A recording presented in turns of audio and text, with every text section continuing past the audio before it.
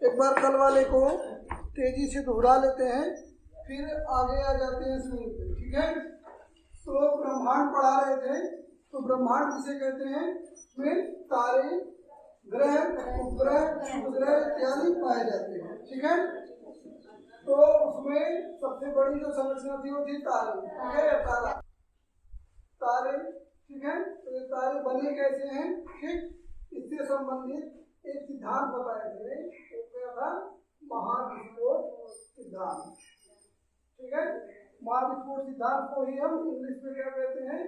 Big bang theory. ठीक है, या बिग बैंग सिद्धांत। ठीक, इसमें क्या बताया गया कि ब्रह्मांड में जो भी वस्तुएं हैं वह एक छोटे से मटर के दाने या छोटे गोलक के रूप में संग्रहित थी। ठीक है, इसका ताप और दाब, ठीक है, दाब का अर्थ है इसका घनत्व।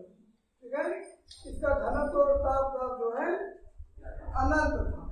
ठीक है, इतना था कि नापा नहीं जा सकता, इसको कह दिया गया अनंत ताप दाब था। ठीक, अनंत ताप दाब के कारण क्या हुआ कि इसमें विस्फोट हो गया, और ये विस्फोट बहुत ज्यादा तेज था, इसीलिए इसको कहा गया महाविस्फोट। ठीक है, और इसी महाविस्फोट के कारण से विश्व की सभी वस्तुएं निर्मित हुई हैं।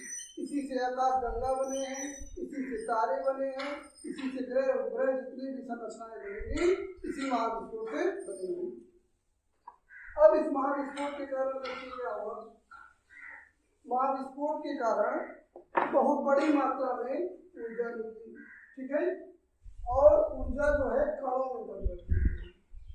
ऊर्जा से कण बने और ये कण कणों में परिवर्तित हो गई और ये पूरे ब्रह्मांड में बिखर गई। ठीक है, और यह विस्फोट का असर ये है कि आज भी जो है ब्रह्मांड में प्रसार हो रहा है। आकाश गंगाएं एक दूसरे से दूर जा रही है। ठीक है, तो इसकी वजह से ब्रह्मांड में जगह जगह पर क्या हुआ, ये कण इकट्ठा होने लगे। ठीक है, इन कणों के इकट्ठा होने से क्या हुआ, कहीं कहीं का बताए थे, जैसे आपको कोई चीज कहा जाए बिखेरने के लिए, इस कमरे में मान लीजिए कुछ बिखेरना और हाथ से फेंकेंगे तो कहीं कम आएगा, कहीं ज्यादा आएगा कि नहीं? ठीक है, जैसे बालू है, अगर बिखेरना है हाथ से बिखेरे तो कहीं ज्यादा हो गया, कहीं कम हो गया, कहीं और ज्यादा हो गया। तो ये कुछ गैस के बादल थे जो वास्तव में हाइड्रोजन के बने थे। ठीक है, हाइड्रोजन के बने हुए थे, ये आपस में एक ही जगह इकट्ठा होने लगे। इसी को क्या कहेंगे? निहारिका। ठीक है, क्या हो गया ये? निहारिका। अब निहारिका से जो है आकाश गंगा का निर्माण हुआ।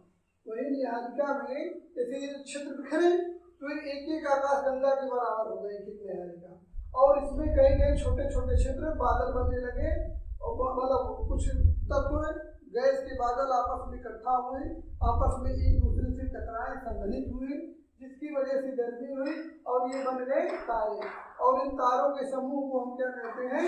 आकाश गंगा। यानी कि जो आकाश गंगा है वह निहारिका से बना है, और आकाश गंगा के अंदर करोड़ों तारे होते हैं, अरबों तारे होते हैं। ठीक है, तो ये तारे क्या है? हाइड्रोजन गैस के बने हुए हैं और गर्म है। ठीक है, यहाँ तक हुआ था। ठीक है, और इन तारों का जीवन भी होता है। जैसे अभी ये तारे बन गए ना, अब इन तारों की मृत्यु भी होगी।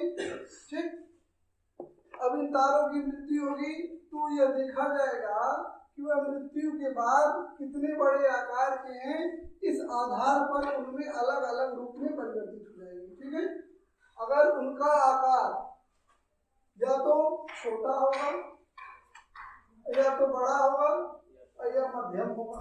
ठीक है, तीन तरह के आकार हो सकते हैं। ठीक है, अगर छोटे आकार का है, छोटे आकार का कोई तारा है, जब यह मरने वाली स्थिति में आएगा, और ये मरेगा कब?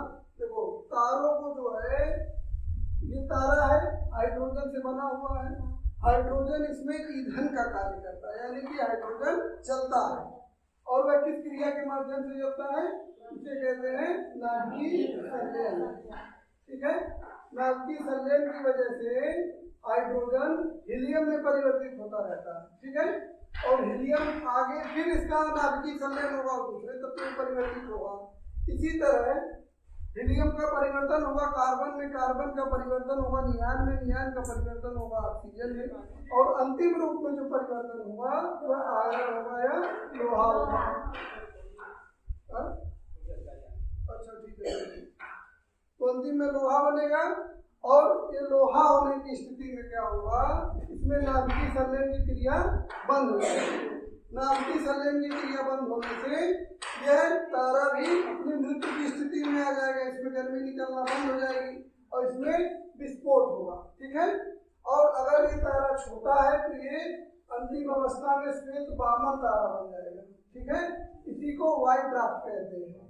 अगर मध्यम आकार का है तो न्यूट्रॉन तारा, ठीक है, न्यूट्रॉन स्टार या न्यूट्रॉन तारा बनेगा, ठीक।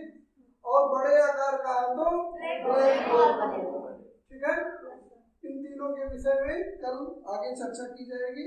और यही न्यूट्रॉन स्टार से ही पल्सर बनता है, बताए थे। पल्सर क्या होता है, तेजी से घूमता हुआ न्यूट्रॉन स्टार, तेजी से घूमता हुआ न्यूट्रॉन स्टार कई सारे विद्युत चुंबकीय तरंगों को छोड़ता है, उसी को हम क्या कहते हैं, पल्सर कहते हैं। श्वेत वामन पता है, छोटा तारा मरेगा तो श्वेत वामन बनेगा, बड़ा तारा अगर बहुत बड़ा है सूर्य से वो मरेगा तो ब्लैक होल बनेगा, ठीक है। इतना ही रहने देते हैं, कल देखते हैं, ठीक है।